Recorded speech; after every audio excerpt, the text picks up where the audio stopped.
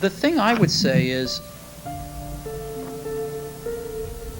when you grow up, you tend to get told that the world is the way it is, and your life is just to live your life inside the world, try not to bash into the walls too much, try to have a nice family life, have fun, save a little money.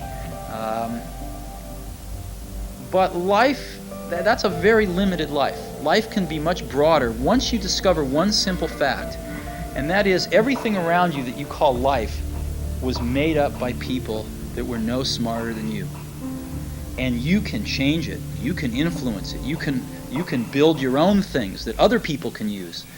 And the minute that you understand that you can poke life and actually something will, if you push in, something will pop out the other side, that you can change it, you can mold it. That's maybe the most important thing, is to shake off this erroneous notion that life is there and you're just going to live in it, versus embrace it, change it, improve it, make your mark upon it. I think that's very important. And however you learn that, once you learn it, you'll want to change life and make it better, because it's kind of messed up in a lot of ways. Once you learn that, you'll never be the same again. Your story is an insane tale of what happens when you are willing to work yourself nearly to death.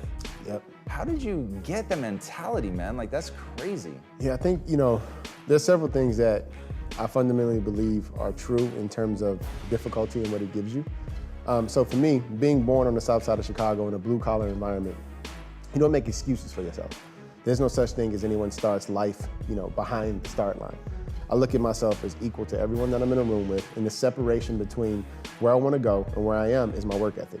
So my mindset is always that anybody can be great. I want to be the greatest ever for what I do. So everything I touch, everything I pour my time and talent into, I don't think about being great. I think about how can I be the greatest? And that takes a huge amount of introspection. It takes a huge amount of self-reflection and honesty. And it also takes humility, because you have to ask for help in order to be the greatest. So I've never heard anybody say that before. It takes humility to be the greatest. It does. So you and I must have grown up roughly at the same time. So I'm not a fan of sports at all, but I had Michael Jordan hanging above my bed. Yep. Was that shot of him dunking the moon? Oh, Remember yeah, that? yeah. There's something about that era where you could see somebody becoming the greatest of all time in real time, Yep. right? It was he just transcended the sport, captured everybody's imagination. How much of your mentality was being literally in Chicago at that time while he's, living legend at the height of his prime? I would say 100%. 100%. I mean, he didn't make excuses. You never saw Michael get on television in post-game interviews and complain about, the defense, grabbing him too much, or the referees not giving him a call. He understood that there's a difference between a response and a reaction. A reaction is very emotionally driven. It's not calculated, it's not thoughtful. A response is strategic, it's intentional, and it's meant to have a person understand your true, disposition or reaction to whatever moment they're in. Michael was a very calculated, analytical person. And I saw him come into my city, create a name for himself, but also contribute off the court by giving us a tangible example of what it means to overcome every single obstacle possible.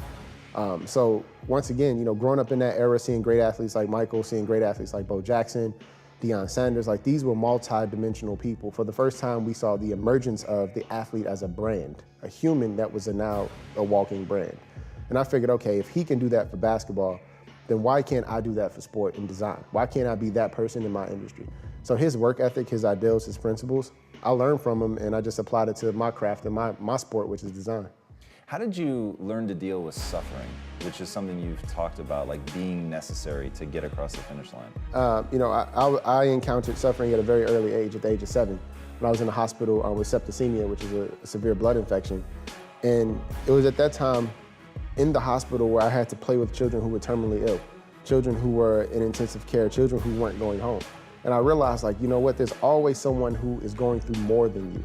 There's always someone that has, real significant problems while you may have an inconvenience. And so while I looked at myself as having a challenge, a health challenge, and suffering, I still felt that was just an inconvenience. It wasn't terminal leukemia. It wasn't, a brain tumor. It wasn't a heart transplant. It was something that I can overcome. So I look at suffering as a way to keep me humble because, when you think about the archetype of a superhero, they always have an obstacle to overcome. There's always the height of climax. And I don't believe that I'm so great that I don't, have the ability to go through difficult circumstances. I think it's necessary in order to realize your greatness, because when you're tested, you are given the ability to have a testimony. So you can't have a testimony without a test. And just, in my life, I've been tested significantly. And each time, I've developed a new skill set or a new muscle to help me run this race. So I want you to take a millisecond right now, and I want you to think about what you want. You. And I want you to be selfish. Screw Simon and the we thing. This is about me, right now. Sorry, Simon. What do you want? And here's the deal. I don't want it to sound good to other people. Being healthy will not get your ass on a treadmill. Losing your man boobs so you could hook up with somebody, now that's motivation. So I want to know, what do you want? Do you want to lose weight? Do you want to triple your income? Do you want to start a nonprofit? Do you want to find love? What is it? Get it right here. You know what it is. Don't analyze it to death. Just pick something. That's part of the problem. You won't pick. All day long, you have ideas that could change your life, that could change the world, that could change the way that you feel. And what do you do with them? Nothing. It's very, very simple to get what you want, but it's not easy. You have to force yourself. When I say force, anything that's a break from your routine is going to require force. And if you think about your life, it's kind of funny because we, are kids and then we become adults and we spend so much time trying to push our life into some sort of stable routine, and then we grow bored of it. You wake up at, the same time every day, you have largely the same breakfast, you drive to work the same way, you show up at work, you look busy, you avoid making calls, you update Facebook, you attend a meeting and doodle the whole time, you go back and update Facebook, you make plans for the evening, you look busy some more, then you drive home the same way, eat largely the same dinner, or, variety of it. You watch the same kind of media, and then you go to bed and do the same thing all over again. No wonder you're bored out of your mind. I think when you feel stuck or dissatisfied in your life, it's a signal. And it's not a signal that your life is broken. It's a signal that one of your most basic needs are not being met. Your need for exploration. Everything about your life, about your body, grows. Your cells regenerate, your hair, your nails, everything grows for your entire life.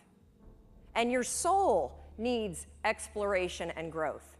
And the only way you'll get it is by forcing yourself to be uncomfortable. We know from our past experiences that big things start small.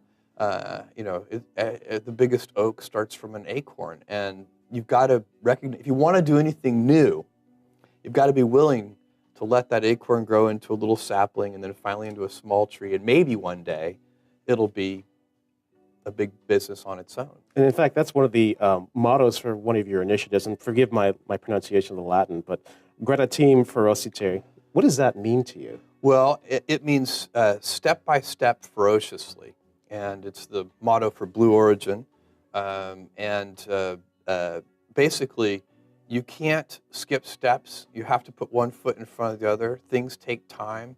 There are no shortcuts, and but you want to do those steps with passion and ferocity.